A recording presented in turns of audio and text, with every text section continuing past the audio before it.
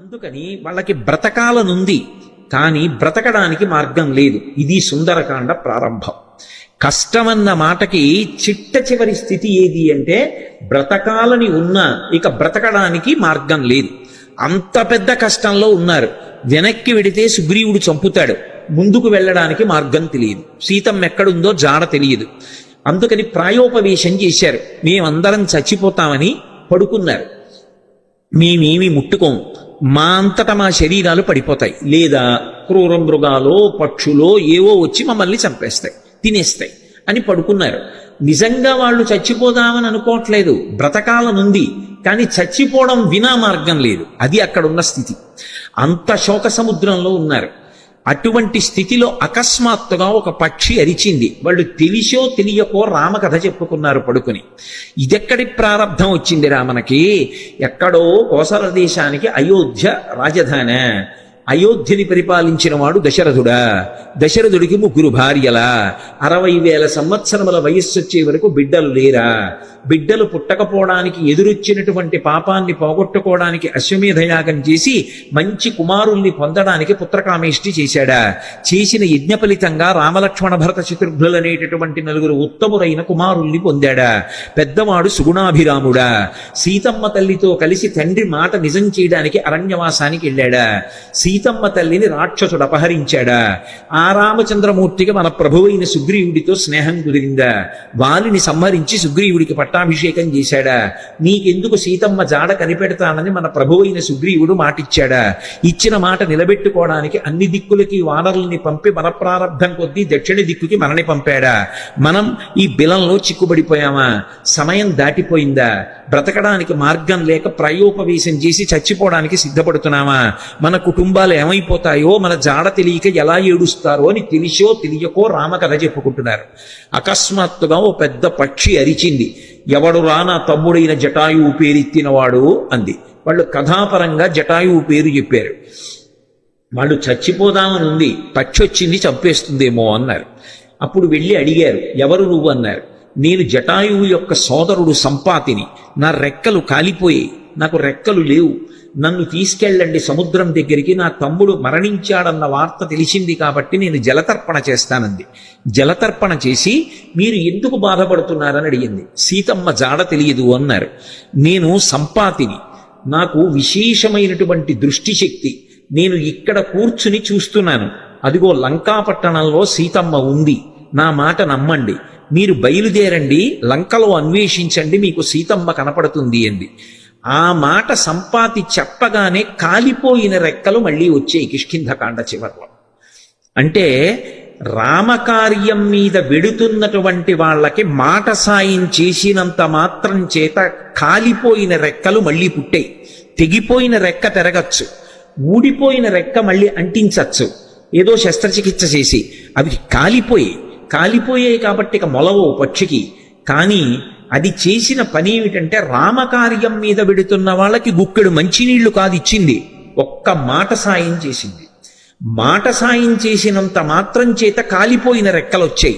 అంటే రామ కార్యం మీద వెడుతున్న వాళ్ళకి చేసేటటువంటి ఉపకారమునకు ఉండేటటువంటి బలం, రామ కథ తెలిసో తెలియకో చెప్పుకున్నంత మాత్రం చేత కలిగేటటువంటి ఫలం ఆవిష్కరించారు కిష్కింధకాండ చివరిలో. కాబట్టి ఇప్పుడు సంపాతి వాక్కులు విని వాళ్ళందరూ దక్షిణ సముద్రానికి ఉత్తర తీరంలో కూర్చున్నారు. 100 యోజనముల లవణ సముద్రాన్ని దాటి వెళ్ళాలి. ఎవరు 100 యోజనముల సముద్రాన్ని దాటి వెడతారు? అందరూ ఎవరి బలాన్ని వాళ్ళు చెప్తున్నారు. అందులో పెద్ద పెద్ద వానరులు ఉన్నారు. వాళ్ళందరూ ఏదో 30 అన్నారు, 40 అన్నారు, 50 అన్నారు, 60 అన్నారు, 70 అన్నారు. అంగదుడు అన్నాడు, నేను 100 యోజనములు దాటి లంకా పట్టణానికి వెడతాను, కానీ తిరిగి రాగలనో రాలేనో చెప్పలేనన్నాడు. అందరూ అంతమంది పరివారం ఉండగా, పరివారం ఇక్కడ కూర్చుంటే ప్రభువు వెళ్ళి కార్యం చేస్తుంటే ఇంకెందుకు ఈ పరివారం, అలా నువ్వు వెళ్ళకూడదన్నాడు పెద్దవాడు జాంబవంతుడు. మరి ఎవరు పెడతారు? ఒక్క స్వామి హనుమ మాత్రం సముద్ర తీరంలో మిగిలిన వానరులకందరికీ దూరంగా కూర్చుని రామనామ జపం చేస్తున్నారు. ఎందుకని? ఆయనకి చిన్నతనంలో శాపం ఉంది. దేవతలందరూ ఇచ్చినటువంటి వరముల చేత విపరీతమైన బలం ఏర్పడిపోయింది. ఆ బలం ఏం చెయ్యాలో తెలియక చిన్నతనంలో మహర్షులు మడిబట్టలు ఆరేసుకుంటే వాటిని చింపేసేవారు. యజ్ఞకుండాలు కనపడితే తిరగతోసేసేవారు. ఇప్పుడు ఈ పిల్లవాడికి ఇంత బలం అనవసరం, వీడు పెద్దవాడు అయిన తర్వాత వీడికి అవసరం వచ్చినప్పుడు గుర్తొస్తే చాలని వాళ్ళు శేపురీరం రఘుశ్రేష్ఠ నాతి క్రుద్ధాతి మంజబహ అంటారు ఉత్తరాఖండలో. వాళ్ళు ఏం కోపంతో కాదు, ఇప్పుడు ఎందుకు ఈ పిల్లాడికి ఇంత బలం, అవసరం వచ్చినప్పుడు గుర్తొస్తుంది. ఈ పిల్లవాడి బలాన్ని వీడికి మళ్ళీ జ్ఞాపకం చేస్తే వీడికి జ్ఞాపకం వచ్చి శాపం పోతుంది అని శాపం ఇచ్చారు. తన బలం తనకి తెలియదు. అందుకే వాలి తరువుకొస్తున్నప్పుడు కూడా కిష్కింధకాండలో సుగ్రీవుడు పారిపోతుంటే హనుమ కూడా వెళ్ళిపోయారు తప్ప వాలికి ఎదురు తిరగలేదు. తన బలం తనకి తెలియదు. ఇప్పుడు జాంబవంతుడు హనుమ దగ్గరికి వెళ్ళారు. వెళ్ళి, నాయనా హనుమ, వానరజాతి యొక్క పరువు ప్రతిష్టలన్నీ నీ చేతుల మీద ఉన్నాయి, ఇంతటి బల సంపన్నుడవి, ఈ లోకంలో ముగ్గురున్నారు గమనవేగం ఉన్నవారు, అంత వేగంగా వెళ్ళగలిగినటువంటి ప్రాణి నాలుగవది లేదు. మొట్టమొదటి వాడు వాయుదేవుడు నీ తండ్రి, రెండవ వాడు గరుత్మంతుడు, మూడవ వాడు నువ్వు. ఇంతటి వేగం కలిగిన వాడివి, ఇంత బలం కలిగిన వాడివి, ఇంత బుద్ధిబలం ఉన్నటువంటి వాడివి, నువ్వు వానరజాతి పరువు ప్రతిష్టలు రామకార్యం ఆలోచించకుండా చేతకాని వాడిలా ఇలా కూర్చుంటావా? నీ తల్లి పుంజకస్థల, ఆమె అప్సరస, ఒకానొక శాపకారణం చేత ఈ భూమి మీద జన్మించింది. ఈ భూమి మీద జన్మించి నీ తండ్రి అయినటువంటి కేసరికి భార్య అయింది. ఆమెకి వాయుదేవుని యందు ఔరసపుత్రుడిగా జన్మించిన వాడివి. పుట్టగానే అపారమైనటువంటి వేగంతో సూర్యమండలం వైపు ప్రయాణం చేసి ఉదయిస్తున్న సూర్యబింబం తినే ఫలమనుకుని వెళ్ళావు. ఇంద్రుడు వజ్రం పెట్టి కొడితే హనువులంటే నీ యొక్క దవడ సొట్టబడి కింద పడ్డావు కాబట్టి నీకు హనుమ అని పేరొచ్చింది. ఆ పేరు ఉంచుకోవాలి అని ఇంద్రుడు పరమ సంతోషంతో తన మెడలో ఉన్న పద్మాల మాల పైకెత్తి ఊపి, ఈ పిల్లవాడికి ఇంకొక పేరు ఉండకూడదు, నా వజ్రం చేత పుట్టిన పిల్లవాడిని కొడితే ఎడమ దవడ సొట్టబడింది కాబట్టి ఈ పిల్లవాడికి హనుమ అని పేరుంటుందన్నాడు. దేవతలందరూ తమ శక్తులు ధారపోశారు. నీ అంత శక్తివంతుడు లోకంలో ఇంకొకడు లేడు. ఇంతటి వేగం కలిగిన వాడివి, ఇంత శక్తి కలిగిన వాడివి, నువ్వు ఇలా కూర్చుంటావా? ఒకప్పుడు నాకు కూడా ఎంతో బలం ఉండేది. వామనమూర్తిగా శ్రీ మహావిష్ణువు ఈ భూమ్యాకాశములనన్నింటినీ ఆక్రమిస్తే ఇంతంతైవటుడింతయైవరుయుతానింతై యభోవీధిపై ఎంతై తోయదమండలగ్రమణ కల్లంతై ప్రభారాశిపై ఎంతై చంద్రునకంతయై ధ్రువునిపై ఎంతై మహర్వాటిపై ఎంతై సత్య పదోన్నతుండకుచు బ్రహ్మాండంత సంవర్ధి అని పెరిగిపోతే ఆ వామనమూర్తికి త్రివిక్రమావతారానికి 21 మార్లు ప్రదక్షిణం చేశాను నేను. కానీ ఇప్పుడు వృద్ధుణ్ణైపోయాను, బడలిపోయాను, 100 యోజనములు దాటలేను. కాబట్టి పిల్లవాడివి, శక్తివంతుడవు, నువ్వు శక్తి పుంజుకుని బయలుదేరాలని జాంబవంతుడు హనుమతో మాట్లాడి ఒక మాట అన్నాడు. హనుమాన్ హరిరాజస్య సుగ్రీవస్య సమోహ్యపి రామలక్ష్మణయోశ్చాపి తేజసాచ బలీనచ. జాంబవంతుడు రామాయణంలో ఏదైనా చెప్పాడు అంటే దానికి ఒక ప్రమాణం ఉంటుంది. ఎందుకంటే సృష్టికర్త అయిన బ్రహ్మగారు ఆవలిస్తే బ్రహ్మగారి అంశతో బయటికి వచ్చినటువంటి వాడు. ఆయన అంటున్నాడు, హనుమాన్ హరిరాజస్య, ఓ హనుమ, నువ్వు వానరులకంతటికీ కూడా రాజుతో సమానమైన వాడివి. పేరుకి సుగ్రీవుడు రాజు, కానీ సుగ్రీవుడి కన్నా నువ్వు ఏ విషయంలో తక్కువ కాదు.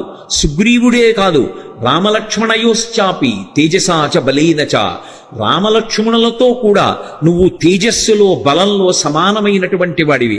అటువంటి వాడివి ఇలా కూర్చుంటావా? ఉత్తిష్ట హర్షార్దూల హరిషార్దూల లంఘవస్య మహార్ణవం పరాహి సర్వభూతానాం హనుమన్యా గతిస్తవ. ఓ హనుమ, నీవు నీ బలాన్ని జ్ఞాపకాన్ని తెచ్చుకొని పైకి లేచి ఈ సముద్రాన్ని దాటు. నువ్వు దాటుతున్నప్పుడు ఈ బ్రహ్మాండంలో ఉన్నటువంటి సమస్త భూతములు ఆశ్చర్యపోతాయి నీ గమనశక్తిని చూసి. ఆశ్చర్యపోయి భూతకోటి అంతా లేచి నిలబడి నమస్కరిస్తుంది. అంత వేగంతో వెళ్ళగలిగిన వాడివి. అటువంటి వాడివి ఇలా కూర్చోకూడదు. వానర జాతి పరువంతా నీ చేతిలో ఉంది. నువ్వు ఇవాళ వెళ్ళి సీతమ్మ దర్శనం చేసి వచ్చి ఆమె జాడ తీసుకొస్తే మనం వెళ్ళి మళ్ళీ సుగ్రీవుడికి చెప్తే, సుగ్రీవుడు రాముడికి చెప్తే, రాముడి వలన ఉపకారం పొందినటువంటి సుగ్రీవుడు ప్రత్యుపకారం చేశాడనేటటువంటి మాట నిజమవుతుంది. లేకపోతే మన ప్రభువు పరువు పోతుంది. ప్రభువు చేత పరిపాలింపబడిన వానర జాతి పరువు పోతుంది. ఇంతమంది పరువు నీ చేతిలో ఉంది. ఇంతమంది శోకాన్ని పోగొట్టగలిగిన వాడివి నువ్వే. నాయనా లే అని ఒక్కసారి ప్రచోదనం చేస్తే శాప విమోచనం అయిపోయింది. తెలియక ఒక మాట అంటుంటారు, హనుమకి తన బలం గుర్తు చెయ్యాలని. మనం ఇప్పుడు జ్ఞాపకం చెయ్యక్కర్లేదు. ఎప్పుడో కిష్కింధకాండ చివరిలో సుగ్రీవుడు చేసినటువంటి స్తోత్రం చేత హనుమ యొక్క ఆ శాపమంతా విమోచనమైపోయింది. వెంటనే ఆయన తన బలాన్ని తాను జ్ఞాపకానికి తెచ్చుకొని మహేంద్రగిరి మీదకి ఎక్కుతూ అక్కడ నిలబడి ఒక మాట చెప్పారు. నా బలం నాకు జ్ఞాపకానికి వచ్చింది. నాతో సమానంగా వెళ్ళగలిగినటువంటి వాళ్ళు ఇద్దరే. ఒకటి నా తండ్రి వాయుదేవుడు, రెండు గరుత్మంతుడు. నేను ఎంత వేగంగా వెడతానంటే సూర్యుడు ఉదయాద్రి మీద ఉదయించి ప్రయాణం ప్రారంభం చేసినప్పుడు సూర్యుడితో పాటుగా ప్రయాణం ప్రారంభం చేసి సూర్యుడు మధ్యాహ్నానికి ఆకాశం మధ్యలోకి వచ్చేటప్పటికి నేను పశ్చిమాద్రికి వెళ్ళి పశ్చిమాద్రిని ముట్టుకుని మళ్ళీ తిరిగి వచ్చి మధ్యాహ్నం సూర్యబింబాన్ని కలవగలను. అంత వేగంతో వెళ్ళగలను. సముద్రం మీద నేను వెడుతున్నప్పుడు నా వేగాన్ని తట్టుకోలేక నా తొడల యొక్క వేగానికి సముద్రాన్నంతటినీ చాప చుట్టినట్టు చుట్టి నీటిని పైకెత్తి తీసుకుపోగలను. ఆకాశంలో ఉండేటటువంటి మేఘములనన్నిటినీ కూడా నా భుజముల చేత కట్టకట్టి ఈడ్చేయగలను. ఈవలి ఒడ్డున నిలబడి ఆవలి ఒడ్డుని నా చేతితో స్పృశించగలను. పర్వతములను పైకెత్తి ఆడి వాటిని చూర్ణములను చెయ్యగలను. ఈ భూమినంతటినీ చుట్టతాను. సముద్రాలన్నింటినీ కూడా కలచివేసి అవి తమ చెలియల కట్టలు దాటి ప్రవహించేలా చెయ్యగలను. అంతటి శక్తివంతుడనన్న విషయం నాకు అర్థమైంది. ఇప్పుడు నేను లంకాపట్టణానికి బయలుదేరుతున్నాను, మీరు నిశ్చింతగా ఉండండి మహేంద్రగిరి మీద నిలబడి సవేగవాన్ వేగ సమాహితాత్మ హరిప్రవీర పరవీరహంత మనస్సమాధాయ మహానుభావో జగామలంకాం మనసా మనస్వీ అని పూర్తి చేశారు మహర్షి కిష్కింధకాండ. ఆ హనుమ ఇంకా లంకాపట్టణానికి తన శరీరంతో వెళ్ళాలి. కానీ ఆయన అత్యంత ఉత్సాహంతో తన మనసుతో ఏనాడో చేరిపోయారు లంకాపట్టణానికి. శోకం అన్నది ఎక్కడుంటుందంటే మనసులో ఉంటుంది. ఆ శోకం పోవడానికి మార్గం ప్రయత్నం ఎక్కడుంటాయంటే మనసులోనే ఉంటాయి. ఆ మనసు పరిపుష్టం కావాలంటే, మళ్ళీ అటువంటి తేజస్సుని పుంజుకోవాలంటే, ఎంత కష్టాన్నైనా దాటగలగాలంటే హనుమ యొక్క అనుగ్రహంతో, సీతారాముల అనుగ్రహంతో మనసు ప్రచోదనం పొందాలంటే సుందరకాండ చదవండి అని చెప్తారు. ఇంతమంది వానరులు ఉత్తర తీరంలో నిలబడిపోతే ఒక్క హనుమ మాత్రం ఎంత ఉత్సాహంగా వెడుతున్నారంటే శత్రుపురానికి మనసుతో ఆయన చేరిపోయారు. ఇక శరీరంతో వెళ్ళాలంతే. అంత అద్భుతమైనటువంటి రీతిలో ప్రయాణం చేయడానికి ఆ మహేంద్రగిరి మీద నిలబడినటువంటి స్వామి హనుమ యొక్క స్థితిని ఆవిష్కరిస్తూ సుందరకాండ ప్రారంభం అవుతుంది. ప్రారంభం చేస్తూ మొదటి శ్లోకంలో మహర్షి అంటారు, తతో రావణనీతాయా సీతాయా శత్రుకర్షణ ఈయేష పథమన్వేష్టం చారణాచరితే పథి. చారణలు ప్రయాణం చేసేటటువంటి మార్గం ఏదుందో ఆ మార్గంలో ప్రయాణం చేసి రావణుడి చేత అపహరింపబడినటువంటి సీతమ్మ జాడ కనిపెట్టడానికి స్వామి హనుమ శత్రుకర్షణుడై సంకల్పమును చేసి ఉన్నారు. ఎవ్వరూ చెయ్యలేనటువంటి సంకల్పం. అవతల దుర్నిరీక్షుడైనటువంటి రాక్షసుడు, అపారమైనటువంటి తపస్సు చేసినవాడు, కాంచనలంకకి అధిపతి, 100 యోజనముల సముద్రాన్ని దాటి వెళ్ళాలి. ఆవలి ఒడ్డున దిగిలి దగ్గర నుంచి విచ్చుకత్తులు పట్టుకుని రాక్షసులు నిలబడతారు. ఎవడి తేజస్సు చూసినంత మాత్రం చేత యమధర్మరాజు గారు కూడా కాకిలో దూరి పారిపోయాడో అంతటి మహాతేజస్ సంపన్నుడు. తన జీవితం మొత్తం మీద రామచంద్రమూర్తి చేతిలో చనిపోకముందు అతను ఓడిపోయింది ఇద్దరి చేతిలోనే. ఒకటి వాలి చేతిలో ఓడిపోయాడు, 2 కార్తవీర్యార్జునుడి చేతిలో ఓడిపోయాడు. దిక్పాలకుడిని కూడా ఓడించాడు, దేవతల్ని ఓడించాడు, ఇంద్రుణ్ణి ఓడించాడు. అంతటి శక్తివంతుడు, దుర్నిరీక్షుడు, అసలు చూడ్డం కూడా సాధ్యం కాదు. అంతటి తేజస్సుతో వెలిగిపోతుంటాడు. కొన్ని కోట్ల మంది రాక్షసులు నిరంతరం పరివేష్టించి ఉండి లంకాపట్టణాన్ని కాపలా కాస్తూ ఉంటారు. అటువంటి లంకాపట్టణంలో అతను ప్రాణ సమానంగా భావించి దాచినటువంటి సీతమ్మ యొక్క జాడ కనిపెట్టాలనేటటువంటి సంకల్పం చేసుకుని బయలుదేరుతున్నారంటే అటువంటి సంకల్పం చెయ్యగలిగినటువంటి వాడు వేరొకడెక్కడుంటాడు. అందుకని ఈయేష, ఎంత గొప్ప సంకల్పం చేశారు. అందుకని ఈయేష పథమన్వేష్టం చారణాచరితే పథి. చారణాచరితే పథి అంటే చారణులు అంటే దేవగాయకులు. రామాయణంలోనే అనేక చోట్ల వాళ్ళ ప్రస్తావన వస్తుంది. శంకర భగవత్పాదులు చేసినటువంటి నవరత్నమాలికా స్తోత్రంలో కూడా చారణుల గురించినటువంటి ప్రస్తావన ఉంటుంది. చారణులు ఎప్పుడు శుభవార్తలు చెప్తూ ఉంటారు. సుందరకాండ ప్రారంభమే శుభవార్తలు దేవతలకి చెప్పేటటువంటి చారణుల యొక్క ఒక్కసారి వాళ్ళ స్మరణతో ప్రారంభమవుతుంది. అంటే సుందరకాండ ఎవరు చదువుతున్నారో ఎవరు వింటున్నారో వాళ్ళు శుభవార్త వింటారు అన్నది అన్యాపదేశంగా వాల్మీకి మహర్షి జాతికి ఇస్తున్నటువంటి అభయం. ఆ చారణులు దేవగాయకులు, వాళ్ళు భూమికి దగ్గరగా తిరుగుతూ ఉంటారు, వారు భూమి మీద దిగరు, ఆకాశ మార్గంలో వెడుతూ ఉంటారు. అంటే స్వామి హనుమ సముద్రం మీద కాకుండా సముద్రానికి తగలకుండా ఆకాశ మార్గంలో వెళ్ళడానికి నిర్ణయించుకున్నారు అన్నది భావన. ఇందుచేత అంతటి శక్తివంతుడు, అంతటి గమనవేగం కలిగిన వాడు, గరుత్మంతుడితో సమానమైన వాడు కాబట్టి ఆయన వెళ్ళగలరు ఆకాశంలో. కాబట్టి తతో రావణనీతాయా సీతాయా శత్రుకర్షణ ఈయేష పథమన్వేష్టం చారణా చరితే పథి. అదే శ్లోకం సంసారమనేటటువంటి సముద్రాన్ని తరించడానికి ఎటువంటి ఉపాయములను అనుష్ఠిస్తారో అటువంటి ఉపాయములు హనుమ ద్వారా ఆవిష్కరింపబడిన కాండ కాబట్టి అదే శ్లోకాన్ని వేరొక రకంగా అన్వయం అయినప్పుడు హనుమ వలన మాత్రమే మళ్ళీ అందులో ఇంకొక విషయం ఆవిష్కరింపబడుతుంది. ఆయన చారణా చరితే పథి, చారణులు వెళ్ళినటువంటి మార్గంలో వెడుతున్నారు.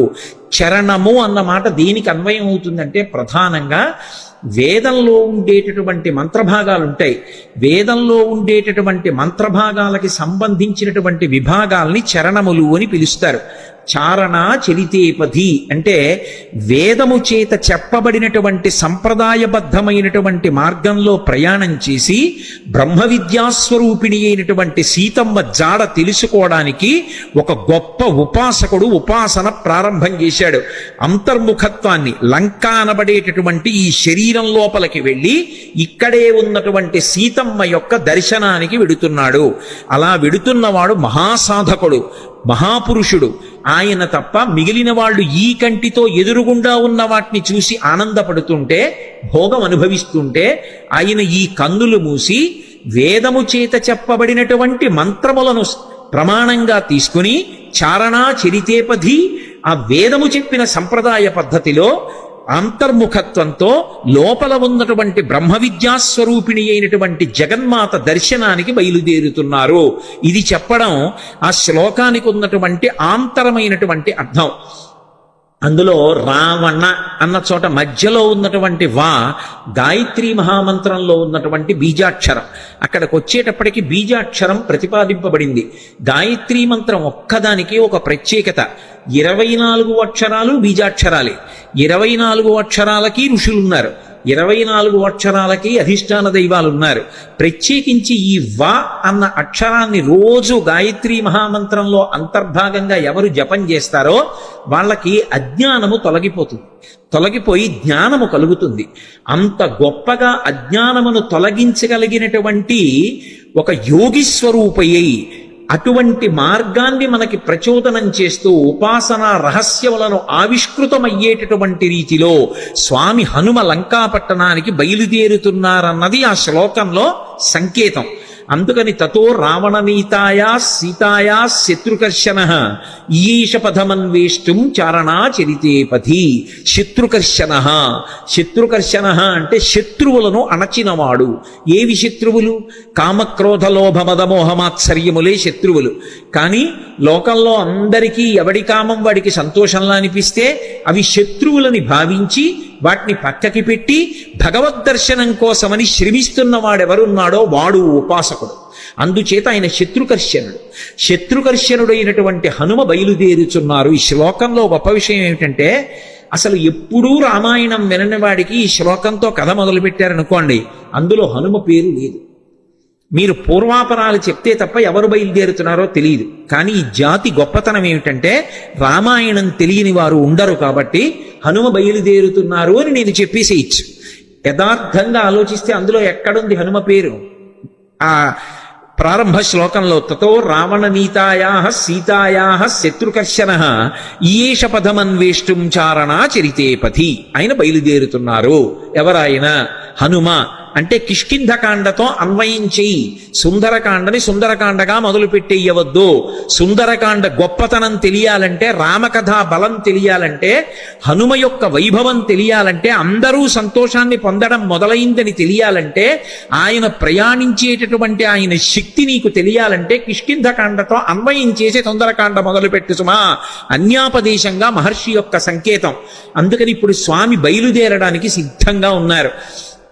ఆ నిలబడినటువంటి స్వామి యొక్క మూర్తిని వర్ణిస్తూ అంటారు ఆయన, దుష్కరం నిష్ప్రతిద్వంద్వం చికీర్షం కర్మవానర సముదగ్ర శిరోగ్రీవో గవాంపతిరివాబభౌ అంటారు.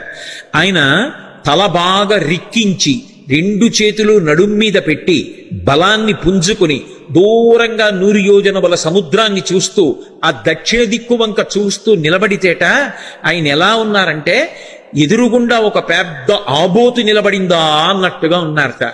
ఆబోతు నిలబడిందా అన్నట్టుగా ఉన్నారన్న దాంట్లో ఒక సంకేతం. ఆబోతు అంటే నందీశ్వరుడు. నందీశ్వరుడు అంటే లోపల ఆనందం పొందుతూ ఉంటాడు. నంది శివాలయంలో ఎప్పుడు శివలింగాన్ని చూస్తూ ఉంటాడు. ఆయన దగ్గరికి వెళ్ళి మీరు మేళం చెయ్యండి, రోహిణీ కార్తెలో ఎండ రానివ్వండి, రోళ్లు పగిలిపోతుండనివ్వండి, హోరుమని వర్షం పడుతుండనివ్వండి, భక్తి ఎక్కువైపోయాయని తోక కింద దీపం పెట్టండి, అరటిపండు ముక్క తీసుకెళ్ళి ఆయన మూతికి రాసేసి గాజు ఈగలు ముక్కులో దూరనివ్వండి, ఆయన తల కూడా ఇలా కనపడు. పృష్ఠభాగాన్ని ప్రపంచానికి ఇస్తాడు, దృష్టిని శివలింగం మీద పెడతాడు. దుష్కరం నిష్ప్రతిద్వందం చికీర్షం కర్మవానర సముదగ్ర శిరోగ్రీవో గవాంపతిరివాబభౌ. అసలు ఆ శ్లోకాన్ని చదవడం కష్టం. అంటే అది సామాన్యమైన విషయం కాదు సుమా, అందరూ చెయ్యగలిగిన విషయం కాదు. కాంచనలంకలో రావణుని చేత బంధీకృత అయినటువంటి సీతమ్మ తల్లి దర్శనం చేస్తానని ధైర్యంగా సంకల్పం చేసి నిలబడగలగడమే అంత తేలికైన విషయం కాదు. అటువంటి సంకల్పం చేసినటువంటి వాడు కేవలం తాను ఆచరించవలసినటువంటి ప్రణాళిక మీద దృష్టి పెట్టి తాను 100 యోజనముల సముద్రాన్ని దాటి వెళ్ళవలసినటువంటి విషయం మీద ఆలోచిస్తున్నారు తప్ప పిరికితనం కాని, వెళ్ళగలనా అని కాని, వెళ్ళలేనా అని కాని, అసలు రెండవ ఆలోచనకి తావులేని రీతిలో శివాలయంలో నంది ఎలా ఉంటాడో అలా ఆబోతులా కొండ మీద నిలబడి ఉన్నారు. అలా ఆయన్ని చూస్తే నీటి మడుగు మధ్యలో నిలబడిన ఏనుగా అన్నట్టుగా ఉన్నారట. దుష్కరం నిష్ప్రతిద్వంద్వం చికీర్షం కర్మవానర సముదగ్ర శిరోగ్రీవో గవాంపతిరివాబభౌ అథ వైడూర్యవర్ణేషు షద్వలేషు మహాబల ధీర సలిలకల్పేషు విచచార యథాసుఖం అంటారు మహర్షి. అథ వైఢూర్యవర్ణేషు షద్వలేషు మహాబల, ఆకుపచ్చని రంగులో ఉన్నటువంటి మెత్తటి పచ్చిక బయళ్ళున్నాయి అక్కడ. ఆ పచ్చిక బయళ్ల మీద స్వేచ్ఛగా ధీర పరమధైర్యంతో కూడుకున్నటువంటి వారై యథేచ్ఛగా దాని మీద కాసేపు అటు ఇటు నడిచారట. ఆయన నడుస్తున్నప్పుడు ఆయన గుండెలకి ఉరిపిడి పడి అనేకమైనటువంటి చెట్లు కూలిపోయాయి.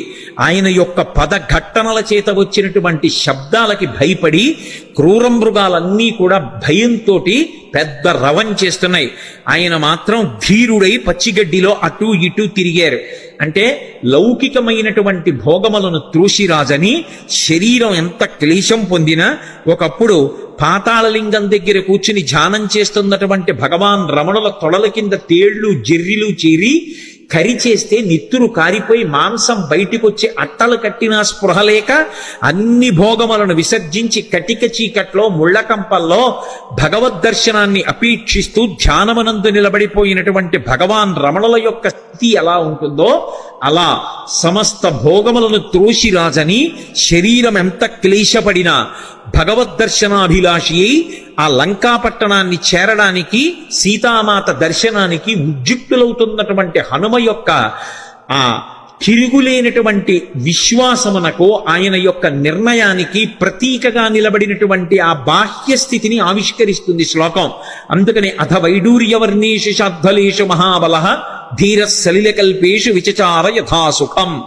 ఆయన బయలుదేరడానికి సిద్ధపడి ఒక్కసారి దక్షిణ దిక్కు వంక చూశారు. హనుమ సంప్రదాయాన్ని నేర్పుతున్నారు, లేదా రామాయణము వేదోపబృంహణము మనం ఎలా బ్రతుకాలో నేర్పుతుంది. సూర్యాయ, సూర్య భగవానుడికి నమస్కారం. వెడుతున్న కార్యం లంకాపట్టణానికి వెళ్ళి సీతమ్మను అన్వేషించాలి, శరీరంలో అవయవాలకి బలం ఉండాలి, అవతల శత్రువుల్ని మర్దించాలి, రావణుడితో మాట్లాడాలి, సీతమ్మ దర్శనం చెయ్యాలి. దీనికి ఇంద్రియములన్నిటికీ కూడా పటుత్వం ఉండాలి.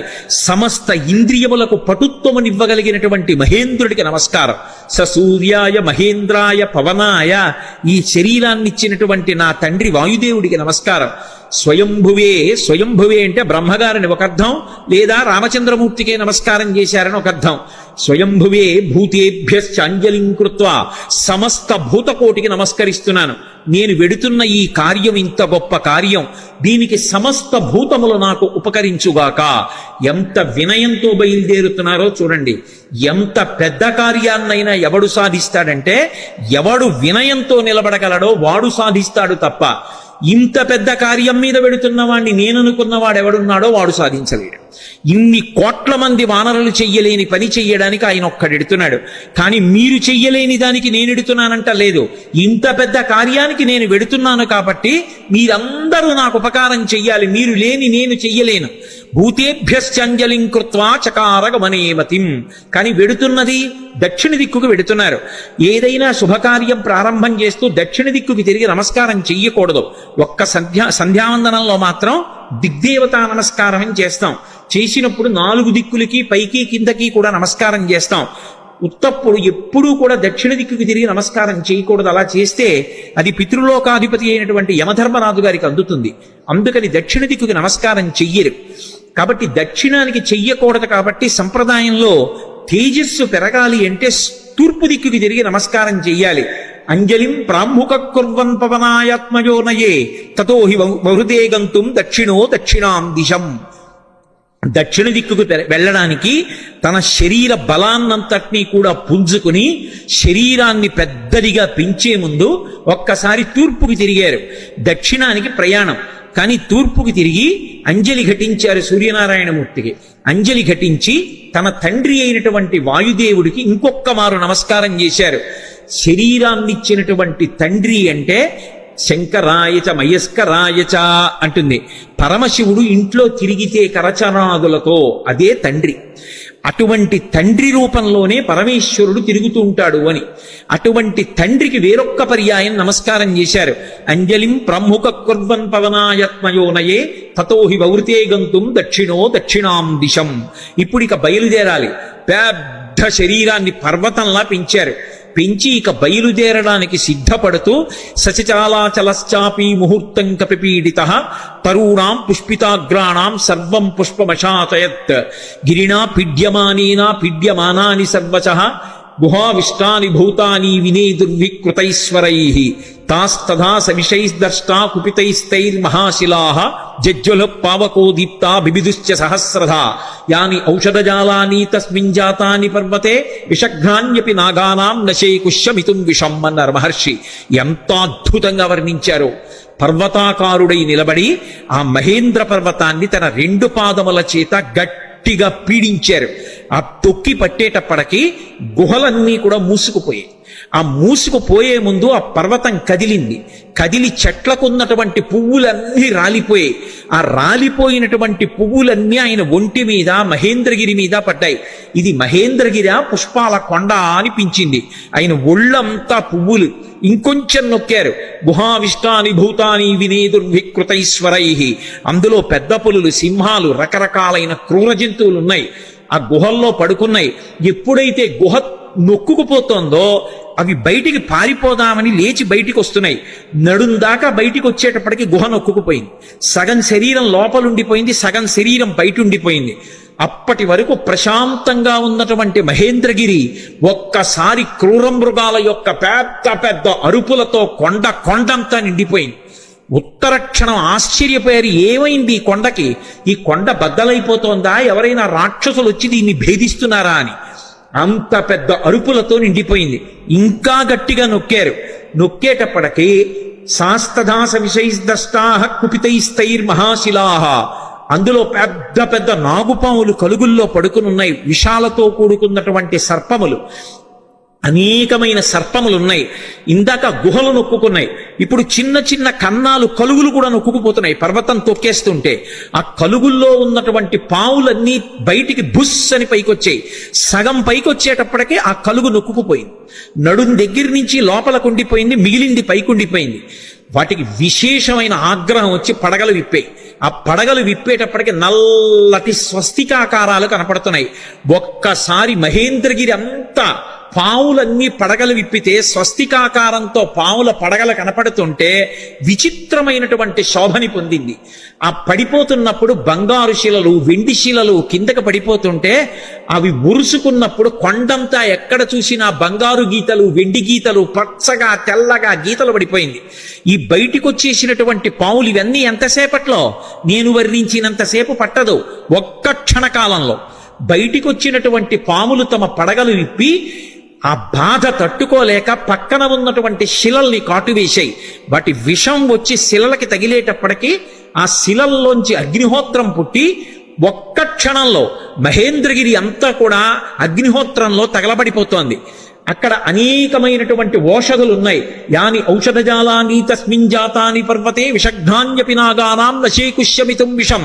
ఆ ఓషధులు పాముల యొక్క విషాన్ని పోగొట్టగలవు, కానీ అంత గొప్ప కాట్లు వేస్తే పుట్టినటువంటి విషంలోని అగ్నిహోత్రాన్ని అక్కడ ఉన్నటువంటి పాములు ఏవి కూడా, అక్కడ ఉన్నటువంటి ఓషధులు ఏవి కూడా ఆర్పలేకపోయాయి. పొద్దున మంటలు మండిపోతున్నాయి. ఒక పక్క గుహల్లో సగం శరీరాలు ఉండిపోయాయి. ఈ పావులు, క్రూర జంతువులు ఈ వేడి ఎక్కడ లేని అరుపులు అరుస్తున్నాయి.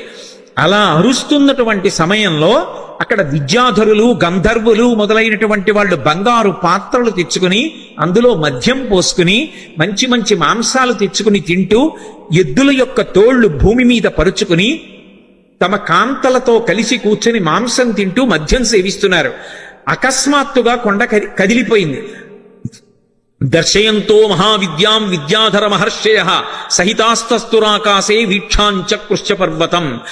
దర్శయంతో మహావిద్యాం అంటారు మహర్షి. విద్యాధరులు, గంధర్వులు తమ యొక్క మహావిద్యని ప్రదర్శించారు. ఏమిటా మహావిద్య అంటే, కొండంతా కదిలిపోయి పావులన్నీ పైకి లేచి క్రూర మృగాలు అరిచి చెట్లన్నీ అకస్మాత్తుగా పువ్వులు కురిసేసి పెద్ద పెద్ద అరుపులరిచి అగ్నిహోత్రం పుట్టేసింది. బంగారు పాత్రలు వదిలేశారు, మద్యం వదిలేశారు, ఆహారం వదిలేశారు, ఎద్దుల తోళ్లు వదిలేశారు. భార్యల్ని మాత్రం చంకలో పట్టుకుని అకస్మాత్తుగా ఆకాశంలోకి ఎగిరిపోయి ఆధారం లేకుండా వాళ్ళు ఆకాశంలో నిలబడ్డారు. నిలబడి కాలిపోతున్నటువంటి మహేంద్రగిరిని చూశారు. చూసి ఆశ్చర్యపోయి వీక్షాంచ కృష్ణ పర్వతం, ఏమి ఈ కొండ బద్దలైపోతోందా, ఏమి ఎవరూ కనపట్టలేదు, ఏమైంది ఈ కొండకు, అసలు ఏం జరిగి అకస్మాత్తుగా మహేంద్రగిరి ఇలా అయిపోతోందని తెల్లబోయారు. వాళ్ళలా తెల్లబోతుండగా మహర్షులు, దేవగాయకులైనటువంటి చారణులు మొదలైనటువంటి దేవతల సంఘాలుగా నిలబడి చెప్పుకుంటున్నారు. ఏష పర్వత సంకాచో హనుమాన్ మారుతత్మజ తితీర్షతి మహావేగ సముద్రం మకరాలయం. మొసళ్లతో కూడుకున్నటువంటి, రాక్షసులతో కూడుకున్నటువంటి 100 యోజనముల లవణ సముద్రాన్ని తాను దాటి వెళ్లి వానరజాతి పరువు ప్రతిష్టలు నిలబెట్టి సీతమ్మ జాడ తెలుసుకుని రామచంద్రమూర్తికి నివేదించడానికి పర్వత శరీరుడైనటువంటి స్వామి హనుమ పరాక్రమాన్ని పుంజుకుని దీన్ని లంఘించడానికి సిద్ధపడుతున్నారు. ఆశ్చర్యం, ఎవరి కోసం ఇంత కష్టపడుతున్నారు? రామార్థం వానరార్థం చకీర్షం కర్మదుష్కరం సముద్రస్య పరంపారం దుష్ప్రాపం ప్రాప్తుమిచ్చతి. రాముడి కోసం, వానరుల కోసం స్వార్థత్యాగం చేసి తాను ఇంత క్లేశపడుతూ ఈ సముద్రాన్ని దాటడానికి అదిగదిగదిగో స్వామి హనుమ బయలుదేరుతున్నారని ఆ విద్యాధరులందరూ లేచి నిలబడి ఆయనకి నమస్కరించి స్తోత్రం చేస్తున్నారు. ఇక బయలుదేరడానికి సిద్ధపడ్డారు. ఒక్కసారి తన బలాన్నంతటినీ పుంజుకున్నారు. ఒంటి మీద ఉన్నటువంటి వెంట్రుకలన్నీ నిక్కపొడుచుకున్నాయి. చెవులు రిక్కించారు. కళ్ళు 2 దృష్టి నిలబెట్టి 100 యోజనముల సముద్రం వైపు చూశారు. సచచాలాచలశ్చాపి ముహూర్తం కపిపీడిత అని దుదివీచ చరోమాణి చకంపే చాచలోపమః బాహూసం స్తంభయామాస మహాపరిగసన్నిభౌ సపాదచ కపికట్యాం చరణౌ సంచుకూచచ. ఆయన వెంటనే ఆ ఒంటి మీద వెంట్రుకలు నిక్కపొడుచుకుని ఉన్నాయి. ఆ తోక ఒక్కసారి ఇలా పైకెత్తారు. గరుత్మంతుడు సముద్రం మీద వెడుతూ పావుని తన్నుకుపోతున్నప్పుడు ఎలా ఉంటుందో అలా ఉన్నటువంటి తోకని ఝుళిపించి నేలకేసి కొట్టారు. కొట్టి ఆ రెండు చేతులు పైకెత్తి ఇలా పరిగలు బిగించినట్టు బిగించారు. మహాపరిగ సన్నిభౌ సపాదచ కపిక్కట్యాం చరణౌ సంచుకోచచ. కాళ్ళు వంచారు, మోకాళ్ళు కొద్దిగా కిందకి ఉంచారు, నడుం సన్నం చేశారు, హృదయాన్ని బాగా విశాలం చేశారు. మార్గమాలోకయన్ దూరాదుర్ధం ప్రణిహితేక్షణ రురోధ హృదయే ప్రాణాన్ ఆకాశమవలోకయన్. ప్రాణవాయువుని లోపల బంధించారు, దృష్టి బాగా నిలబెట్టారు, చెవులు రిక్కించారు. ఇక ఎగరడానికి సిద్ధపడుతున్నారు. పాదములతో తొక్కి పెట్టి ఉంచారు. మోకాళ్ళు వంగి ఉన్నాయి, నడుం సన్నగా ఉంది, తొడలలోకి శక్తినంతటినీ పుంజుకున్నారు. ఇక ఎగరబోతూ కిందకి చూశారు. చిన్న చిన్న రూపాలతో కొన్ని లక్షల వానరములు స్వామికి నమస్కారం చేస్తూ శుభం కలగాలని, వానరజాతి పరువు నిలబడాలని స్తోత్రం చేస్తున్నాయి. వాళ్ళ వంక చూసి ప్రతిజ్ఞ చేశారు. తతో రావణనీ నేను బయలుదేరే ముందు యథా రాఘవ నిర్ముక్త శరశ్వసన విక్రమ గచ్చేతద్గమిష్యామి లంకాం రావణపాలితాం నహి ద్రక్ష్యామి ఇది లంకాయాం జనకాత్మజాం అనేన విహివేగేన గమిష్యామి సురాలయం బద్ధ్వా రక్షత రాజేన మానయిష్యామి రావణం సర్వదా కృతకార్యోహామీష్వామి సహసీతయా అన్నారు. నేను ఇప్పుడు బయలుదేరి వెళ్ళేటప్పుడు నా శక్తితో వెళ్ళటం లేదు. రామచంద్రమూర్తి తన ఎడమ చేత్తో బంగారు కోదండాన్ని పట్టుకుని అక్షయ బాణతూణీరంలోంచి బాణాన్ని తీసి కుడి చేతితో వింటినారికి సంధించి ఆకర్ణాంతంలాగి విడిచిపెట్టబడినటువంటి రామబాణం మధ్యలో ఆగకుండా వెళ్లి లక్ష్యం మీద ఎలా పడిపోతుందో అలా రామచంద్రమూర్తి యొక్క అనుగ్రహాన్ని పొందినటువంటి నేను లంకాపట్టణం మీద వెళ్లి పడతాను. ఆ పడిన తరువాత సీతమ్మ జాడ కనిపెట్టడానికి అన్వేషిస్తాను. ఒకవేళ నాకు సీతమ్మ జాడ దొరకకపోతే 10 తలలు కలిగినటువంటి రావణాసురుణ్ణి బంధించి తీసుకొచ్చి ప్రస్రవణ పర్వత చక్రముల మీద కూర్చున్న రామచంద్రమూర్తి పాదముల దగ్గర పడేసి వాడి చేత నిజం కక్కిస్తాను. ఒకవేళ రావణుడు కూడా కనపడకపోతే అక్కడి నుంచి స్వర్గలోకానికి వెళ్లి స్వర్గలోకంలో కూడా సీతమ్మను అన్వేషిస్తాను. స్వర్గంలో కూడా సీతమ్మ కనపడకపోతే తిరిగి వచ్చి రావణ యొక్క లంకాపట్టణాన్ని పెళ్లగించి చేత్తో పట్టుకుని తీసుకొచ్చి సుగ్రీవుడి యొక్క సన్నిధానంలో నిలబెడతాను. అటువంటి బలాన్ని పుంజుకుని నేను బయలుదేరుతున్నాను, మీరు బెంగ పెట్టుకోకండి, రామకార్యాన్ని సాధిస్తాను. ఈషా ధృతి ఆ పట్టుదలతో ప్రతిజ్ఞ చేసి ఇక బయలుదేరడానికి సిద్ధపడ్డారు. ఒక్కసారి ఎగిరేటప్పటికి ఊరు వేగోద్ధత వృక్షా ముహూర్తం కపిమన్వయం ప్రస్థితా దీర్ఘమధ్వానం సబంధుమివ బాంధవాహ.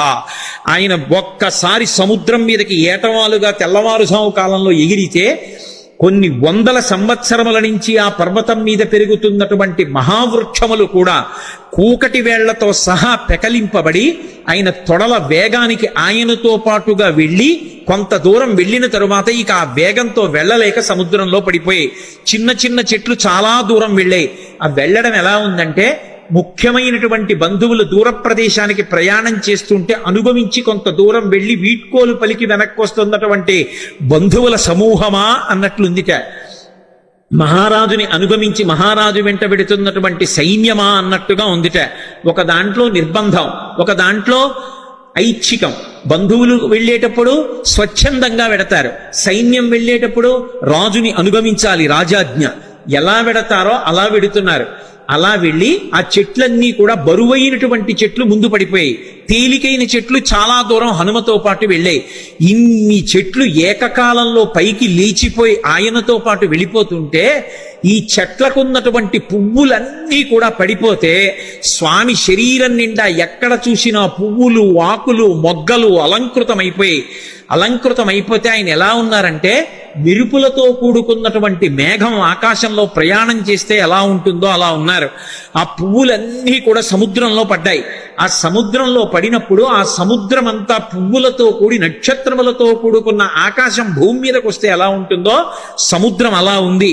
అంత వేగంతో ఆయన వెళ్ళిపోతున్నప్పుడు ఆ గాలి ఆయన యొక్క బాహుమూలములలోంచి అంటే సంకలలోంచి వెనక్కి వెడుతున్నప్పుడు విచిత్రమైనటువంటి రవం చేస్తోంది. యథేచ్ఛగా ఆకాశంలో వెళ్ళిపోతూ పిబన్నివ బభౌచాపి సౌర్మిమాలం మహార్ణవం పిపాసరివచాకాశం దదృశేష మహాకపి. ఆయన ఆ వెడుతున్నప్పుడు ఎలా ఉందంటే ఇలా పైకి చూస్తే నిరుపుల ముద్ద వెళ్ళిపోతున్నట్టుగా ఆకాశాన్ని ఎవరో తాగేస్తున్నారా అన్నట్టుగా ఉంది.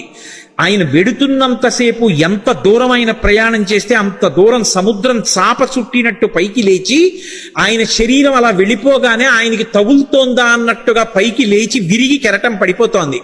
అలా సముద్రం పైకి లేచిపోయి సంక్షోభాన్ని చెందుతోంది.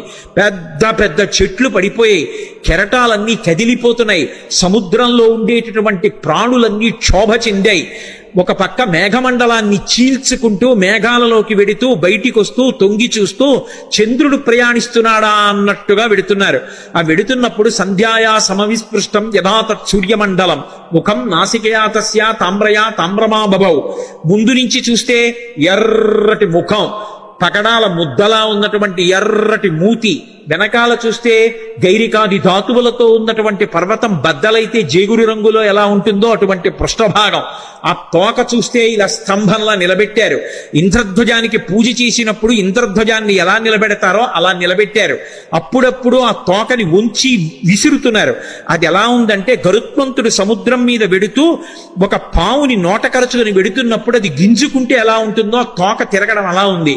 ఒక్కొక్కసారి ఆ తోకని ఇలా ఉంచి తల మీద పెడుతున్నారు. ఆకాశంలో ఒక పెద్ద ఇంద్రధనస్సు ఏర్పడిందా అన్నట్టుగా ఉంది. ఆయన అలా వెడుతుంటే దూరం నుంచి ముందు నుంచి చూస్తే ఎలా ఉన్నారంటే పిబన్నివ భవౌచాపి సౌర్మిమాలం మహార్ణవం పిపాస వివచాకాశం దదృశేష మహాకపి. ఆ దూరం నుంచి పర్వతస్థా వివానలౌ, ఆ రెండు కళ్ళు కూడా ఎక్కడో పర్వతంలో చీకటిగా ఉన్న చోట రెండు నెగళ్ళు వేస్తే ఆ రెండు నెగళ్ళు రెండు అగ్నిహోత్రాలు రగులుతుంటే ఇక్కడి నుంచి చూస్తే ఎలా ఉంటాయో పచ్చగా ఉన్నటువంటి ఆయన కళ్ళు అలా ఉన్నాయి. అలా వెళ్ళిపోతున్నారు. ఆ వెళ్ళిపోతున్నప్పుడు అకస్మాత్తుగా సముద్ర జలాలన్నీ కూడా ఇలా చాప చుట్టినట్టు పైకి లేచి పడిపోతుంటే ఆ సముద్రంలో ఉన్నటువంటి ప్రాణులన్నీ ఒక్కసారి కనపడ్డాయి. తిమివక్ర జుషాహ కూర్మాహ దృశ్యంతే వివృతాస్తథా వస్త్రాపకర్షకేణేవ శరీరాణి శరీరిణాం అంటారు మహర్షి. ఒక వ్యక్తి బట్ట కట్టుకుని పడుకుని నిద్రపోతుంటే పెద్ద గాలి అతని మీదకొస్తే బట్ట పైకి లేచిపోతే శరీరావయవములన్నీ ఎలా కనపడతాయో అలా ఎప్పుడూ సముద్రం అడుగున ఉండేటటువంటి ప్రాణులు ఎవ్వరికీ ఎప్పుడూ కనపడనివి హనుమ చేస్తున్నటువంటి గమన శక్తికి చాప చుట్టినట్టు పైకి ఇలా లేచిపోతే తరంగం కింద లోపల ఉన్నటువంటి పెద్ద పెద్ద చేపలు, చిన్న చిన్న చేపలు, ఎండ్రకాయలు, తాబేళ్లు, మొసళ్ళు అన్నీ ఒక్కసారి వెలుతురులో కనపడుతున్నాయి అనుకునేటప్పటికీ పెద్ద చప్పుడుతో ఈ కెరటం వెళ్ళి మళ్ళీ పడిపోతోంది. ఆ కెరటం మళ్ళీ పడిపోతుంటే సముద్రం అంతా కలయి తిరిగిపోతోంది. అలా కలయి తిరిగిపోతుండగా నిర్భయంగా క్రీడిస్తున్నవాడు ఎలా ఉంటాడో అలా ఆకాశ మార్గంలో గమనం చేసి వెళ్ళిపోతున్నారు. అద్భుతమైన ప్రయాణం. నిజంగా శాబ్దిక ప్రత్యక్ష ప్రసారం చేశారు వాల్మీకి మహర్షి. సుందరకాండ ప్రథమ సర్గ చదువుతుంటే మన కళ్ళ ముందు కనపడుతుంది ఆయన వెడుతున్నటువంటి తీరు. ఆ మబ్బుల్లోంచి ఏదో ఒక బంగారు ముద్ద వెళ్ళిపోతోందా అన్నట్టుగా, చంద్రబింబం మబ్బుల్లోంచి ప్రయాణం చేస్తోందా అన్నట్టుగా వెళ్ళిపోతుండగా సముద్రుడు చూసి వెంటనే మైనాకుణ్ణి పిలిచి అన్నాడు. మైనాకుడు బంగారు శిఖరములతో ఉంటాడు. ఆయన యొక్క గర్భంలోనే ఉన్నాడు, సముద్ర గర్భంలో. ఆయనతో అన్నాడు, అహమిక్ష్వాకునాథేన సగరేణ వివర్ధత ఇక్ష్వాకు సచివశ్చాయం నావసీదితుమర్హతి. ఇది రామాయణం చదువుకున్నటువంటి జాతి యొక్క లక్షణాన్ని మహర్షి జ్ఞాపకం చేస్తున్నారు. నేను సముద్రుణ్ణి. ఈ భూమి మీద సముద్రాలు ఎలా ఏర్పడ్డాయో తెలుసా? ఇక్ష్వాకు వంశంలో పుట్టినటువంటి సగర చక్రవర్తి యొక్క కుమారులు 60,000 మంది సగరులు ఈ భూమిని గోతులు తవ్వితే గోతులలోకి వచ్చి నిలబడినటువంటి జలములకు సాగరములని పేరొచ్చింది. మేము ఏర్పడ్డాము అంటే దానికి కారణం అదిగో ఇక్ష్వాకు వంశంలో పుట్టిన సగర చక్రవర్తి.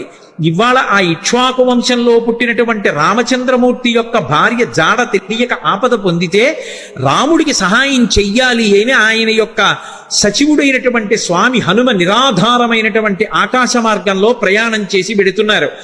మేము ఏర్పడడానికి కారణం ఇక్ష్వాకు వంశంలో పుట్టిన సగరుడు అయితే ఆ ఇక్ష్వాకు వంశంలో పుట్టిన రాముడికి కష్టం వచ్చినప్పుడు కష్టం తీర్చడానికి వెడుతున్న హనుమకి ఉపకారం చెయ్యాలి కదా. నువ్వు నాలో ఉన్నావు కదా, నా నీళ్లు తాగడానికి పనికిరావు, ఉప్పు నీరు.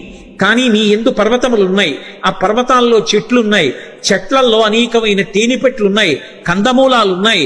ఒక వానరానికి అంతకన్నా ప్రీతికరమైనది ఏది ఉంటుంది? నువ్వు పైకి లేస్తే ఒక్కసారి ఆయన విశ్రమిస్తారు. విశ్రమించి కాస్త తేనె తాగుతారు, కాసిని కందమూలాలు తింటారు, తర్వాత ప్రయాణం చేస్తారు. అటువంటి మహానుభావుడు ఎడుతున్నప్పుడు మనం ఆయనకి కించిత్ ఉపకారం చెయ్యకపోతే ఎంత దోషం చేసినట్టు. పాతాళ శాప్రమేయస్య ద్వారమావృత్య తిష్టసి తిర్యగోత్వమలశ్చైవ శక్తిస్తే శైలవర్ధితం. నువ్వు ఈ సముద్రంలో పడిపోయినప్పుడు పాతాళలోకం నుంచి రాక్షసులు పైకొచ్చేటటువంటి బిలానికి అడ్డంగా పడ్డావు ద్వారానికి. కాబట్టి రాక్షసులు పైకి రాలేరు. కానీ నీకు ఒక శక్తి ఉంది, నువ్వు పైకి పెరగలవు, పక్కలకి పెరగలవు, కిందకి వెళ్ళగలవు. కాబట్టి పైకి లే, స్వామి హనుమ వస్తున్నారు, తొందరగా లే. ఎందుకో తెలుసా? కర్తవ్యమకృతం కార్యం సతాం మన్యుముదీరయేత్. ఆర్షవాక్కు అద్భుతమైన విషయాన్ని చెప్తున్నారు. మహాత్ములకు కోపం రాదు, కానీ అటువంటి మహాత్ములు కూడా కోపగిస్తారు. ఎప్పుడు కోపగిస్తారో తెలుసా? చెయ్యవలసిన పని చెయ్యడం కాదు, చెయ్యవలసిన పని చెయ్యవలసిన సమయానికి చెయ్యకపోతే మహాత్ములకు కూడా ఆగ్రహం వస్తుంది. అందుకని ఆయన దాటిపోక ముందు నువ్వు లేవాలి. అయ్యో నాకు తెలిసి లేచేటప్పటికి ఆయన వెళ్ళిపోయారు అనకూడదు. ఆయన రాకముందు లేచి నిలబడాలి. మహాత్ములు వచ్చేటప్పటికి సిద్ధంగా ఉండాలి. అందుకని వారు రాకముందు లేచి నిలబడు, అంజలి ఘటించు, స్వాగతం పలుకు, పలికి ఆయనకి విశ్రాంతికి స్థానం కల్పించు అనగానే మైనాక పర్వతం సముద్రాన్ని చీల్చుకుని ఒక్కసారి పైకి లేచింది. వచ్చేస్తున్నారు హనుమ ఆకాశ మార్గంలో. అకస్మాత్తుగా ఆ శిఖరముల మధ్యలో బంగారం ఉంటుంది. బాలసూర్యుని యొక్క కిరణములు పడి తెల్లవారుజాము కాలమేమో మరింత శోభిస్తోంది. ఆకాశం అంతా బంగారు వర్ణం పొందేసింది. అకస్మాత్తుగా సముద్రంలోంచి శిఖరములు లేచాయేమో, సముద్రం రంగంతా కూడా బంగారు రంగు అయిపోయింది. ఆ శిఖరములు పైకి లేచాయి. దర్శయామాస శృంగాణి సాగరేణ నియోజిత శాతకుంభమైర్ శృంగై సకిన్నరమహోరగై అంటారు మహర్షి. ఆ పర్వత శిఖరములు పైకి లేస్తే దాని మీద కిన్నరులు ఉన్నారు, దాని మీద భయంకరమైనటువంటి సర్పములు ఉన్నాయి, చెట్లున్నాయి, తేనెపట్లున్నాయి, కందమూలాలున్నాయి, బంగారంతో మెరిసిపోతున్నాయి ఆ శిఖరాలు. స్వామి హనుమ చూశారు, ఇదేమి ఇప్పటి వరకు లేనిది సముద్రంలోంచి అకస్మాత్తుగా బంగారు శిఖరాలు పైకి లేచాయే అని. మధ్యే లవణతోయస్య విఘ్నోయమితి నిశ్చిత. అకస్మాత్తుగా సముద్రంలోంచి బంగారు శిఖరాలు పైకి లేచాయంటే ఇది నేను చేస్తున్నటువంటి పనికి, నేను వెడుతున్న కార్యానికి విఘ్నం, నేను ఆగకూడదు అని వరసాపాతయామాస జీమూత వివమారుత. తన వక్షస్థలంతో కొట్టారు శిఖరాల్ని. అవి చూర్ణములై పొడి అయిపోయి పడిపోయాయి. సముద్రంలో పడిపోగానే ఒక్కసారి మైనాకుడు పురుష రూపాన్ని దాల్చి నిలబడ్డాడు. అంతరిక్ష స్థిత శ్రీమాన్ ఇతం వచనమబ్రవీత్. ఆకాశంలో నిలబడి స్వామి హనుమతో మాట్లాడుతున్నాడు. మహానుభావ, కృతీచ ప్రతికర్తవ్యం దేశధర్మ సనాతన సోయం తత్ప్రతికారార్థి తత్వసమ్మానమర్హతి అతిథి కిల పూజార్హ ప్రకృతోపి విజానత. ఈ జాతికి ఒక లక్షణం ఉంది, ఉపకారం చేసిన వాడికి ప్రత్యుపకారం చెయ్యాలి. ఒక ఉపకారాన్ని పొంది తిరిగి ప్రత్యుపకారం చెయ్యకుండా ఉపకారాన్ని మరిచిపోయిన వాడు ఎవరుంటాడో వాడు కృతఘ్నుడు. అటువంటి కృతఘ్నుడికి నిష్కృతి లేదు. కిష్కింధకాండలో కూడా స్వామి లక్ష్మణుడు అంటాడు, బ్రహ్మఘ్నైచ సురాపేచ చౌరే భగ్నవ్రతీ తథా నిష్కృతిర్విహితా సిద్ధి కృతఘ్నో నాస్తి నిష్కృతి. బ్రహ్మహత్య చేసిన వాడికి, దొంగతనం చేసిన వాడికి, సురాపానం చేసిన వాడికి, ఒక వ్రతం చేస్తానని నీళ్లు ముట్టుకుని కూడా వ్రతం చెయ్యకుండా వ్రతభంగం చేసిన వాడికి ప్రాయశ్చిత్తం ఉందేమో కానీ చేసిన ఉపకారాన్ని మరిచిపోయి కృతఘ్నుడై బ్రతికేటటువంటి వాడికి మాత్రం నిష్కృతి లేదంటాడు. కాబట్టి కృతీచ ప్రతికర్తవ్యం దేశధర్మ సనాతన. ఉపకారం చేసిన వాడికి ఉపకారం చెయ్యొద్దు. నేను సముద్రంలో దాక్కున్నాను, దాక్కోవడానికి నాకు అవకాశం ఇచ్చి సముద్రుడు ఉపకారం చేశాడు. అంతేకాదు, నీ తండ్రి నాకు ఉపకారం చేశాడు. ఒకానొకప్పుడు పర్వతాలకన్నిటికీ కృతయుగంలో రెక్కలుండేవి. పర్వతములు ఎగిరి వెళ్ళి ఎక్కడ కావాలంటే అక్కడ దిగేవి. అలా దిగుతున్నప్పుడు గ్రామాలకి గ్రామాలు, మునివాటికలు నశించిపోతుండేవి.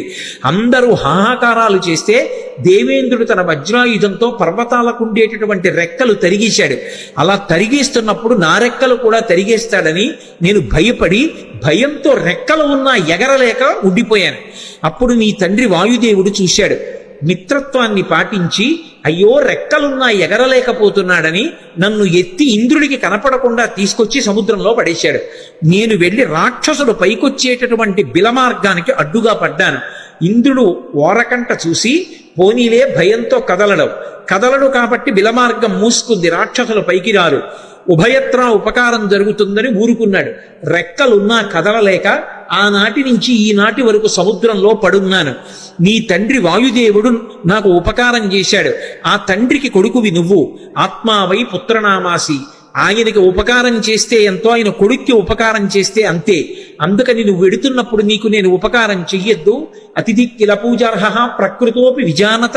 అసలు ఒక అతిథి లభించడమే చాలా కష్టం జీవితంలో. అటువంటిది మహాప్రాజ్ఞుడు, నవవ్యాకరణ పండితుడు, స్వార్థం లేనివాడు, రామచంద్రమూర్తి యందు అపారమైన భక్తి కలిగినటువంటి నీ వంటి మహాపురుషుడు అతిథిగా లభించడం అంటే నేను పొందిన అదృష్టం. నిపత్యం అమశృంగేషు విశ్రమస్వ యథాసుఖం. ఒక్కసారి నా పర్వత శిఖరముల మీద దిగవయా, కాసేపు విశ్రాంతి తీసుకో, ఇంత తేనె తాగు, కాసిని కందమూలాలు తిను, కించిత్ విశ్రమించు, మళ్ళీ బయలుదేరి వెళ్ళిపో అన్నారు. విన్నారు హనుమ. ఒక్కసారి నవ్వి, ప్రీతోస్మి కృతమాతిథ్యం మన్యురేషోపనీయతాం త్వరతే కార్యకాలో మే అహస్యాప్యతివర్తతే ప్రతిజ్ఞాతమయా దత్తానస్తాతం విమిహాంతరే అంటారు. ప్రీతోస్మి కృతమాతిథ్యం, చాలా సంతోషం, మీరు నాకు ఆతిథ్యం ఇచ్చినట్టే, మీరు నాకు అన్నీ పెట్టినట్టే. కానీ అన్యురేషోపనీయతాం, మన్యువు పెట్టుకోకండి, అంటే కోపం పెట్టుకోకండి మనసులో. మీరు అన్న మాట నేను పాటించలేదని ఏమనుకోకండి. నేను ప్రతిజ్ఞ చేశాను, రామకార్యం మీద ఎక్కడా ఆగను. రామచంద్రమూర్తి విడిచిపెట్టిన బాణం ఎలా వెడుతుందో అలా వెడతానన్నాను. అలా వెడతానన్నవాడిని అలా వెళ్లకుండా మధ్యలో దిగి విశ్రాంతి తీసుకుని వెడితే రామబాణంలా వెళ్ళినట్టు ఎలా అవుతుంది? ఇది హనుమ యొక్క ప్రజ్ఞ. అంతటి ప్రాజ్ఞుడైన, అంత శక్తివంతుడైన, కేవలం నా ప్రయత్నం చేత సాధిస్తాననరు. రామచంద్రమూర్తి యొక్క సహాయం కావాలి. యథా రాఘవ నిర్ముక్త శరశ్వసన విక్రమ, రాముడు వదిలిన బాణంలా వెడతాను. రామానుగ్రహం ఉండాలి. ఎవడైనా జీవితంలో వృద్ధిలోకి రావాలనుకున్నవాడు తాను చెయ్యవలసిన పని తాను చేస్తూ, తన ప్రయత్నం తాను చేస్తూ, ప్రయత్నానికి పక్కన భగవంతుని యొక్క అండదండలు కూడా కలగాలని కోరుకోవాలి. భగవంతుని యొక్క ఏ అనుగ్రహం లేకుండా కేవలం తన ప్రయత్నం వలన సాధిస్తాననుకోవడం మూర్ఖత్వం. ఎప్పుడూ అలా సాధించలేడు. ఈశ్వరుని యొక్క అనుగ్రహం తోడు కావాలి. అందుకే నేను కాదు, రాముడి విడిచిన బాణంలా వెడతాను, రామానుగ్రహం నా యందు నిలబడాలన్నారు. అందుకే మహానుభావుడు నేను రామబాణంలా వెడతానని ప్రతిజ్ఞ చేసి మధ్యలో ఆగలేను. అవతల వేళ దాటిపోతోంది, తొందరగా వెళ్ళాలి. ఏమనుకోకండి, ఎంత మర్యాదగా మాట్లాడతారో. ఒక్కసారి ముట్టుకున్నారు. ప్రీతోస్మి కృతమాతిథ్యం, మీరు నాకు ఆతిథ్యం ఇచ్చినట్టే. ఒక్కసారి ఇలా చెయ్యి వేశారు, ముందుకి దాటి వెళ్ళిపోయారు. సమస్త భూతములు ఆశ్చర్యపోయే, ఏమి ప్రజ్ఞావంతుడు ఉపాసకుడు. ముందు దైవాన్ని ఉపాసన చేయడం మొదలు పెట్టగానే ముందొచ్చేటటువంటి ప్రతిబంధకం ఏమిటంటే నమస్కారం. వద్దు మహాప్రభో అన్నా సరే వచ్చి కాళ్ళ మీద పడిపోతారు. ఎక్కడ కనబడితే అక్కడ నమస్కారాలు చేస్తారు. ఇవన్నీ బానే ఉన్నాయి, నా అంతవాడు ఎవడుంటాడని లోకంలో అనుకున్నాడో సతికిల పడి జారిపోతాడు. కాదు కాదు, ఇవన్నీ నమస్కారాలు ఈశ్వరుడికి చెందుతాయి. నేనంతటి వాడిని నిమిత్త మాత్రం అనుకున్నవాడు ఎవరున్నాడో వాడు వృద్ధిలోకి వస్తాడు. అందుకే మైనాకుడంతటి వాడు బంగారు శిఖరములతో పైకొచ్చిన ముట్టుకుని మర్యాదగా వెళ్ళిపోయారు తప్ప అక్కడ దిగలేదు, నిలబడలేదు. ముందుకెళ్ళిపోయారు. చూశారు, మహర్షులు చూశారు, గంధర్వులు చూశారు, కిన్నెర కింపురుషులు చూశారు, సిద్ధులు చూశారు, సాధ్యులు చూశారు. గబగబా నాగమాత సొరస దగ్గరికి వెళ్ళారు. వెళ్ళి ఆవిడితో అన్నారు, అమ్మా అమ్మా ఆశ్చర్యం, అయం వాతాత్మజ శ్రీమాన్ ప్లవతే సాగరోపరి హనుమాన్ నామ తస్యత్వం ముహూర్తం విఘ్నమాచర. అమ్మా ఆశ్చర్యం చూశావా, స్వామి హనుమ సముద్రాన్ని లంఘించి వెళ్ళిపోతున్నారమ్మా. నువ్వు నాగమాతవి, సొరసవి. ఏది, ఒక్కసారి రాక్షస రూపాన్ని పొంది విఘ్నాన్ని కల్పించు. ఆయన ఏ పాటి నిలదొక్కుంటారో చూద్దాం.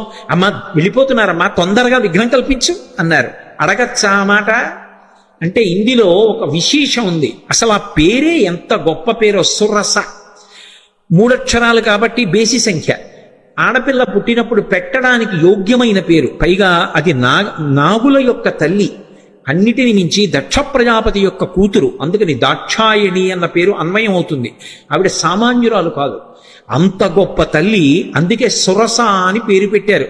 ఒక రకమైనటువంటి ఓషధికి ఈ పేరుకి అన్వయమయ్యేటటువంటి పేరుతో పిలవడం అనేటటువంటిది లోకంలో సంప్రదాయంగా ఉంది. నాగసుగంధి అని.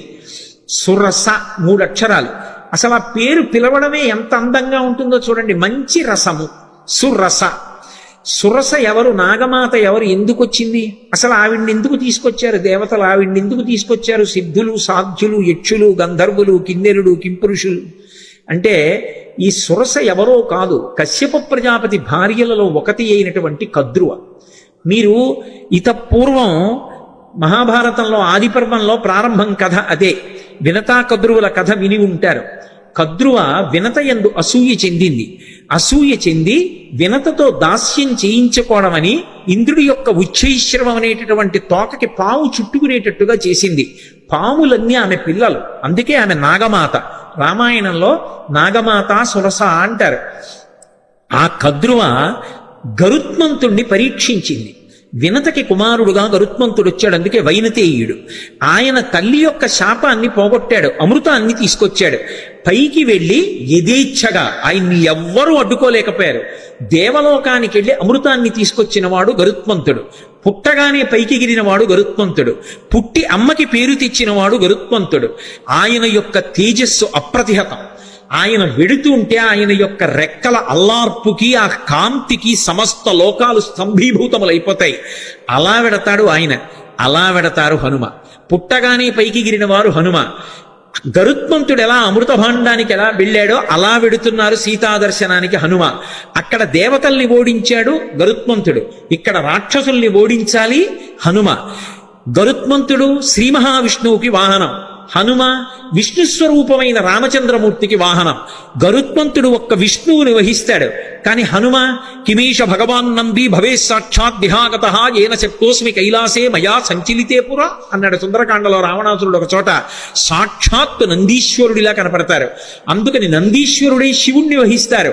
గరుత్మంత స్వరూపంలా తాను కూడా శ్రీ మహావిష్ణువుని రామచంద్రమూర్తిని వహిస్తారు.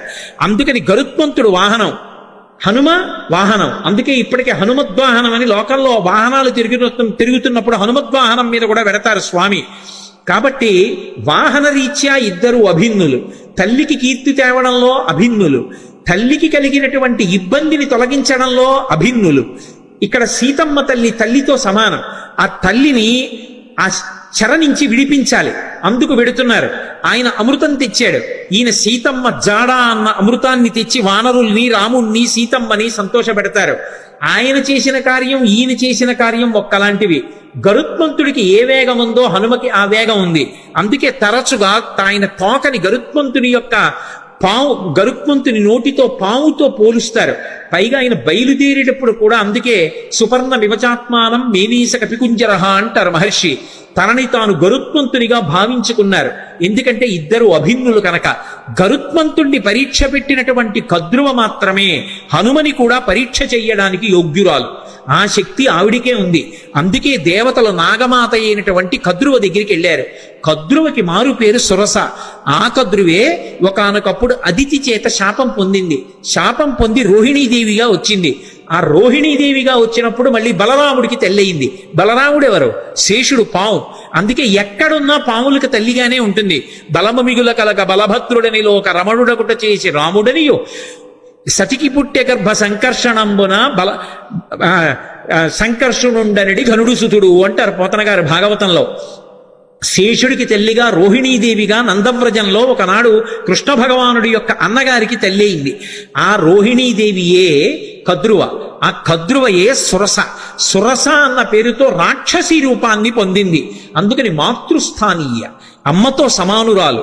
ఎందుకని అంటే గరుత్మంతునికి పినతల్లి, గరుత్మంతుడు హనుమ అభిన్నులు కాబట్టి గరుత్మంతునికి పినతల్లి, కాబట్టి పినతల్లి తల్లితో సమానం, కాబట్టి మాతృస్థానీయ. రాక్షసీ రూపాన్ని పొందింది. పక్కనున్నటువంటి వినతని బాధపెట్టింది, వైనతేయుల్ని బాధపెట్టింది, తన పిల్లల్ని మొయ్యమంది పావుల్ని గరుత్మంతుణ్ణి. అలా గరుత్మంతుణ్ణి ఎలా శోధించిందో అలా ఇక్కడ హనుమని శోధించాలి. బాధ పెట్టినట్టు కనపడాలి, బాధ పెట్టి హనుమ యొక్క గొప్పతనాన్ని లోకానికి చాటాలి. అక్కడ గరుత్మంతుణ్ణి ఎలా పరీక్షించిందో ఇక్కడ అలా హనుమని పరీక్షించడానికి అధికారం కలిగినటువంటిది కద్రువ ఒక్కతే. అందుకే కద్రువని రాక్షసీ రూపంతో రమ్మన్నారు. కద్రువ రాక్షసీ రూపాన్ని పొంది వస్తే దాని పేరు సురస. కానీ ఆమె దాక్షాయణి, దక్ష ప్రజాపతి కుమార్తె, కశ్యప ప్రజాపతి యొక్క భార్య. అందుకే వినత కద్రువ ఇద్దరూ కూడా దక్ష ప్రజాపతి కుమార్తెలలో వాళ్లే. అందుకని ఆమె రాక్షసీ రూపాన్ని పొంది వచ్చి అడ్డంగా నించుంది. ఇప్పుడు నిలబడితే స్వామి హనుమ వచ్చేస్తున్నారు. ఆయన్ని చూసి ఆవిడంది,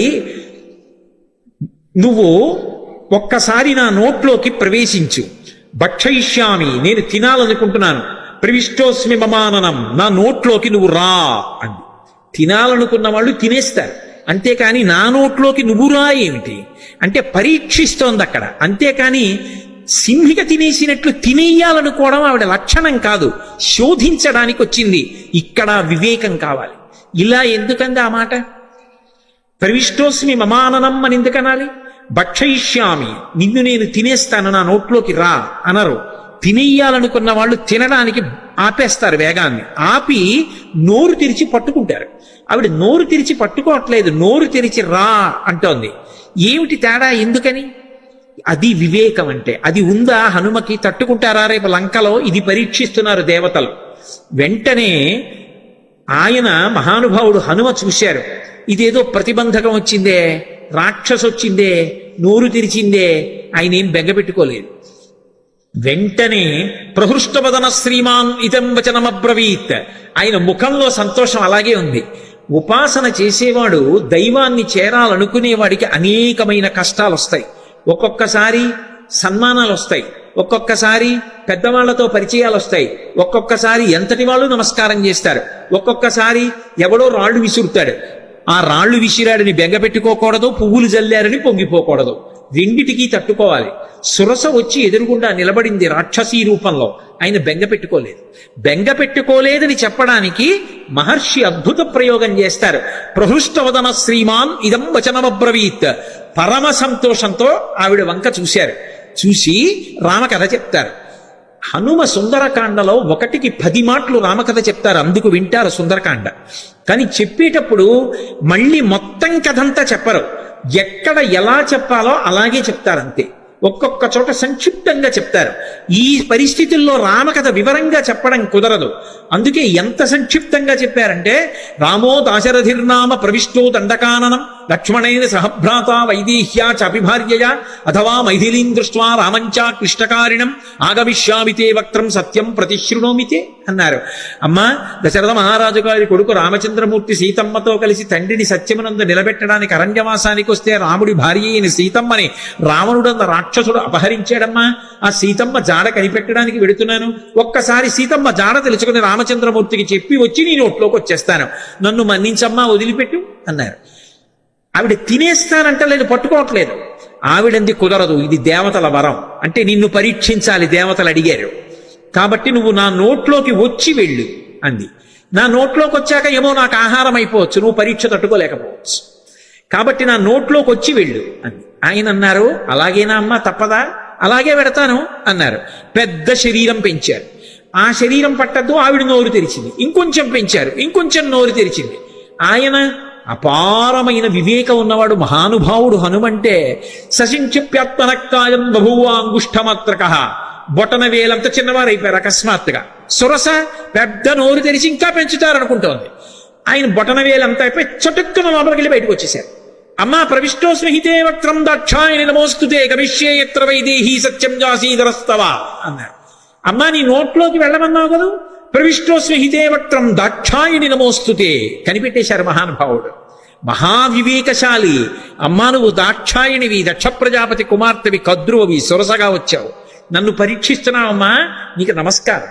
నన్ను తినడం నీ ఉద్దేశ్యం కాదు, శోధిస్తున్నావంతే. అమ్మా, అనుగ్రహించమ్మా, నన్ను ఆశీర్వదించమ్మా. సత్యం దాసీధరస్తవ, నేను వెళ్ళి ఆ వైదేహి జాడ కనిపెట్టాలమ్మా అన్నారు. పొంగిపోయింది. గరుత్మంతుడిని ఎలా ఆశీర్వదించిందో అలాగే ఆశీర్వదించింది. అర్ధసిద్ధ్యై హరిశ్రేష్ట గచ్చ సౌమ్య యథాసుఖం సమాన ఈశ్వైదేహీం రాఘవేణ మహాత్మన. నాయనా, నీకు అభయం ఇస్తున్నాను, వెళ్ళు.